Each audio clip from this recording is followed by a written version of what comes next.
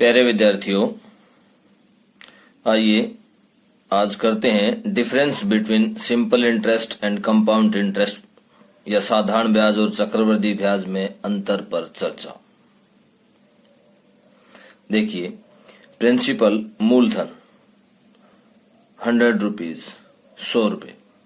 Rate of interest क्या दिया गया है, दर क्या है 10% पर ईयर 10% वार्षिक।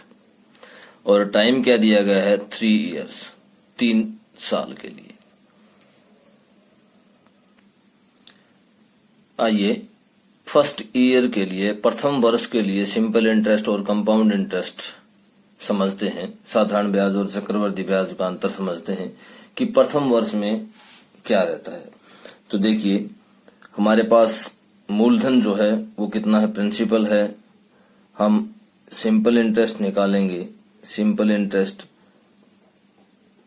प्रिंसिपल इनटू रेट क्या है हमारे पास 10% है और टाइम है 1 ईयर और divided by 100।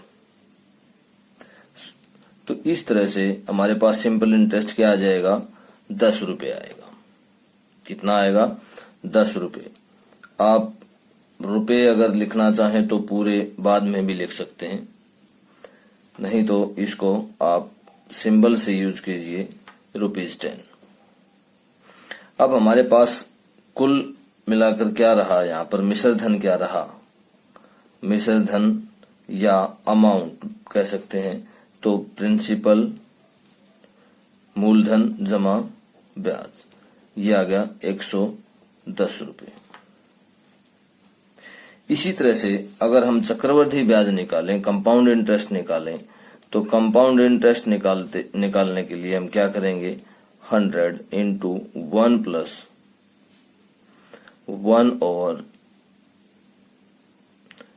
100। Rate of interest क्या है हमारे पास 10%, तो यहाँ 10 आएगा और इस सब की पावर क्या आ जाएगी टाइम कितना है 1 ईयर। हम फर्स्ट ईयर के लिए निकाल रहे हैं 1 साल के लिए। तो देखिए, और माइनस में प्रिंसिपल, क्योंकि कंपाउंड इंटरेस्ट निकाल रहे हैं हम। तो इस तरह से हम क्या आएगा, यहाँ से ये 0 से 0 कैंसिल, इसको कैलकुलेट करेंगे तो ये आ जाएगा 110 और माइनस 100।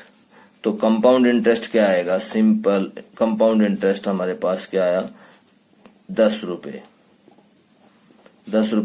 या ₹10। तो इस तरह से अब हम अगर अमाउंट निकालें, अमाउंट या मिश्र धन निकालें, तो मिश्र धन क्या आ जाएगा मूलधन जमा ब्याज। तो कितना आएगा 110 रुपए। तो इस तरह से हमने देखा कि जो फर्स्ट पीरियड ऑफ टाइम है, पहला अंतराल है समय का, उसमें साधारण ब्याज और चक्रवृद्धि ब्याज दोनों बराबर रहते हैं। अब आइए देखते हैं सेकेंड ईयर के लिए। सेकेंड ईयर में यहां पर क्या रहेगा, प्रिंसिपल 100 रहेगा, 100 रुपए ही रहेगा प्रिंसिपल, मूलधन जो है वो 100 रुपए रहेगा।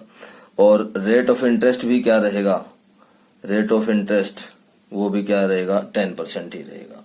तो इस तरह से हम अगर सिंपल इंटरेस्ट निकालेंगे, साधारण ब्याज निकालेंगे, तो क्या आ जाएगा यहाँ पर 10 रुपीज ही आएगा और अमाउंट फिर क्या हो जाएगा यहाँ पर इसी तरह से 100 प्लस 10 और 10 रुपए जो है वो पिछले वर्ष का क्या हो जाएगा ब्याज।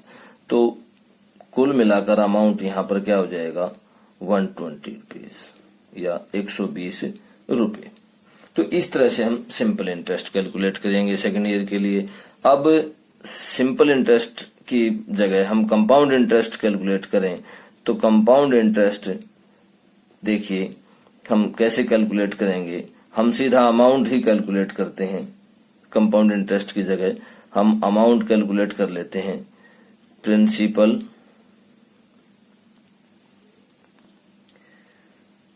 यहां हम अमाउंट ही कैलकुलेट कर लेते हैं, मिश्र धन कैलकुलेट करते हैं। देखिए उसमें प्रिंसिपल क्या होगा, ये 110 रुपए लिया जाएगा। जो पहले वर्ष का मिश्र धन होता है वो कंपाउंड इंटरेस्ट में अगले वर्ष का मूलधन हो जाता है। तो यहां पर क्या आएगा 110, 1 जमा 10/100 और इसकी पावर कितनी होगी 1, क्योंकि हम सेकंड ईयर के लिए निकाल रहे हैं। तो टाइम पीरियड क्या है, फर्स्ट ईयर के तो लिए तो हमने निकाल दिया, अब सेकंड ईयर के लिए निकाल रहे हैं तो पीरियड कितना है, 1 वर्ष ही पीरियड है हमारे पास। तो इस तरह से हम जब इसको कैलकुलेट करेंगे तो यह आएगा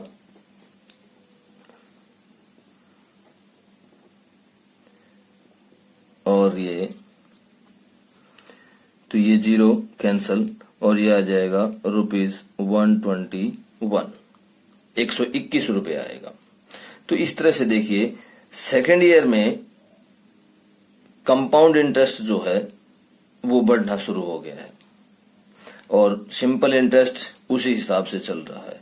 और इसी तरह से हम थर्ड ईयर के लिए जब निकालेंगे तो इसमें सिंपल इंटरेस्ट क्या आएगा, सिंपल इंटरेस्ट वही ₹10 होगा और अमाउंट जब हम निकालेंगे तो ₹100 प्रिंसिपल प्लस क्या है ₹10 फर्स्ट ईयर का, ₹10 सेकंड ईयर का और ₹10 क्या आ जाएगा थर्ड ईयर का आ जाएगा। और इस तरह से क्या आएगा ₹130, 130 रुपये आएगा। तो थर्ड ईयर में क्या आया, सिंपल इंटरेस्ट से अमाउंट जो टोटल उसको पे करने हैं तो वो क्या आ जाएगा 130 रुपये। और इसी तरह से अब हम अमाउंट निकालेंगे कंपाउंड इंटरेस्ट से। तो कंपाउंड इंटरेस्ट के लिए प्रिंसिपल क्या होगा 121 इंटू 1 + 10/100 और टाइम, पावर इसकी क्या होगी, इसकी शक्ति क्या होगी टाइम होगी। और टाइम क्या है थर्ड ईयर मीन्स तीसरा साल, तो 2 से लेकर 3 तो 1 वर्ष हो गया। तो इस तरह से हम जब हम इसको कैलकुलेट करेंगे अमाउंट को तो ये कुल मिलाकर आ जाएगा 133.10 ये रुपीज आ जाएंगे हमारे पास जब हम अमाउंट कैलकुलेट करेंगे। तो देखिए सिंपल इंटरेस्ट और कंपाउंड इंटरेस्ट में सेकेंड ईयर से ही या सेकेंड टर्म से ही टाइम की जो सेकेंड टर्म है उसी से अंतर आना शुरू हो जाता है और हमेशा ये अंतर बढ़ता जाएगा और कंपाउंड इंटरेस्ट हमेशा सिंपल इंटरेस्ट से ज्यादा रहेगा।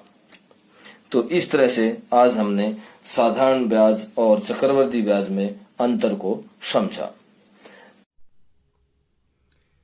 आइए क्वेश्चन देखते हैं, प्रश्न देखते हैं।